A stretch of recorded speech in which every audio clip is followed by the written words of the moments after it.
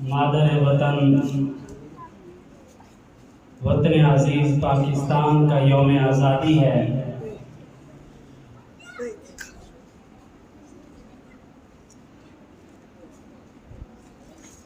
आप सब बच्चे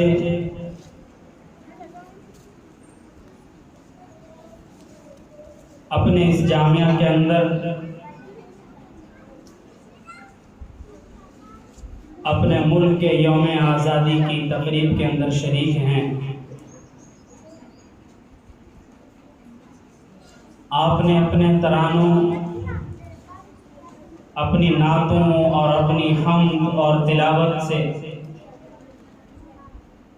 इस तकरीब को चार चांद लगाए रखे हैं।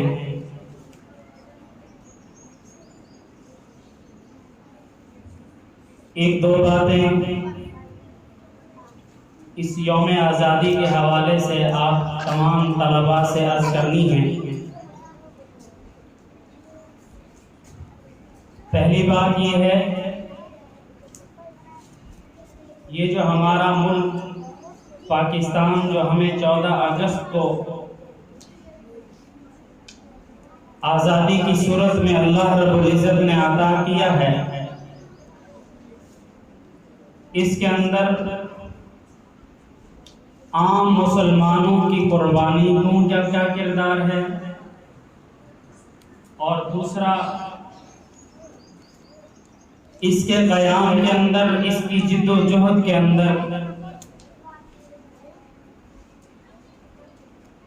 इस वतन पाकिस्तान को आज़ादी दिलवाने के अंदर हमारे उलमाए कराम का, अकाबरीन का क्या किरदार रहा है।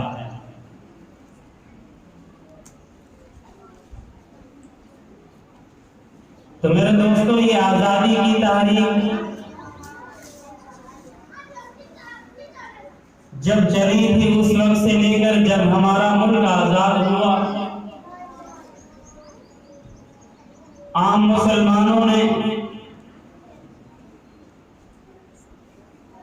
इस मुल्क के लिए इसलिए कुर्बानी दी कि इस मुल्क को जिन बुनियादों पर और इस मुल्क को हासिल करने के लिए जिस चीज का नारा लगाया गया था, वो नारा था कि पाकिस्तान का मतलब क्या, पाकिस्तान का मतलब क्या। तो लोगों के सामने, मुसलमानों के सामने सिर्फ यही एक नारा था। तो नारे की बुनियाद पर उन्होंने अपना सब कुछ कुर्बान कर दिया।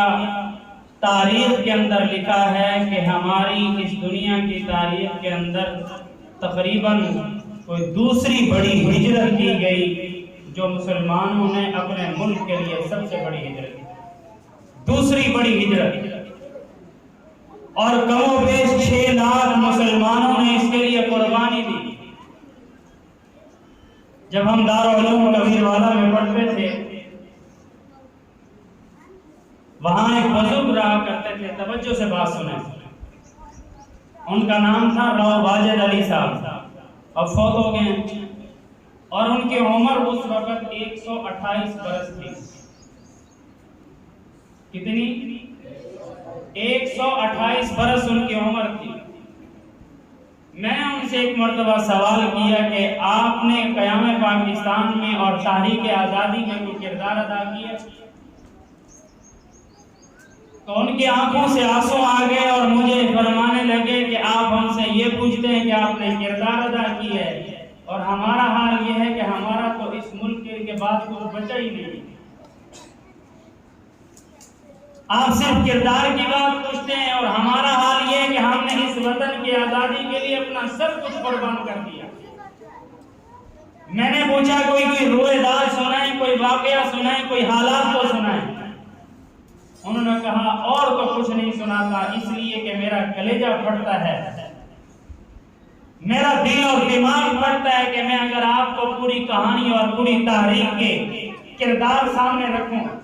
सिर्फ एक वाकया आपके सामने रखना चाहता हूं कि हमने इस मुल्क को बनाने के अंदर हमने अपना जाती क्या किरदार अदा किया, कि सिर्फ एक वाकया बताना चाहता हूं। वो वाकया ये था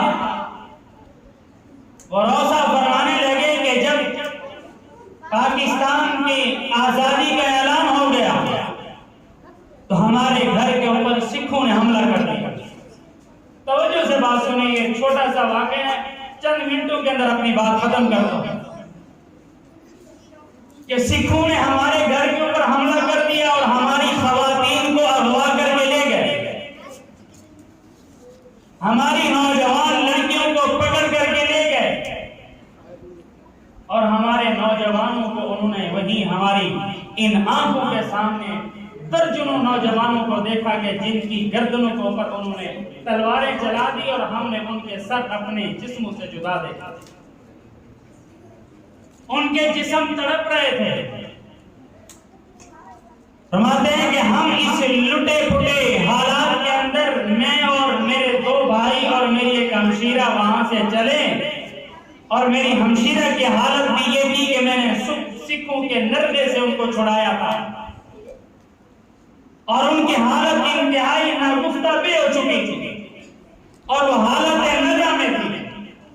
मैं उसको छुड़वा करके मैं अमृतसर स्टेशन पर पहुंचा, रेलगाड़ी पर ऊपर किसी तरीके से सवार होकर के हमारा सफर लाहौर की तरफ जारी है। हम लाहौर की तरफ जा रहे हैं, 5 मिनट गाड़ी चढ़ती है तो 3 दिन खड़ी है, 10 मिनट चलती है तो 18 घंटे खड़ी है। सिखों का हमला हो जाता है, उस गाड़ी के अंदर जितने मुसलमान होते थे उनको शहीद कर देते थे, मार देते। इस कैफियत और इस सूरत हाल के अंदर हम आजादी का सफर हमने शुरू किया हुआ और चल रहे हैं।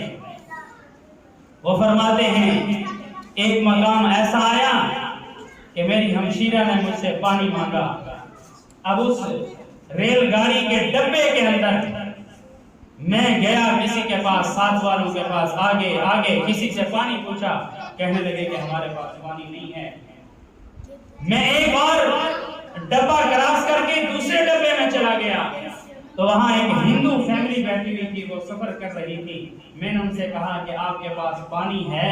उन्होंने कहा पानी तो नहीं है, एक हमारे पास शीशे की बोतल है और उस शीशे की बोतल के अंदर हमारी गौ माता जो है उसका मूत है।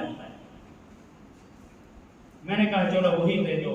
मैं वो गौ माता, यानी गाय नहीं है, ये गाय की वो पूजा करते हैं हिंदू, उसका पेशाब उस बोतल के अंदर था। मैं वो लेकर के अपनी बहन के पास ले आया तो मैंने उसको कहा कि ये पानी है, पी लो।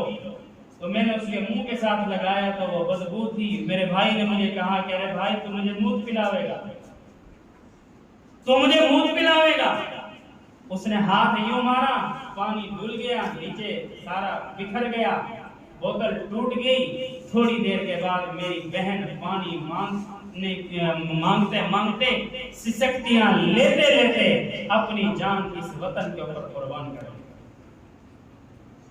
अब मैं परेशान कि अपनी इस बहन की लाश को कहां करूं?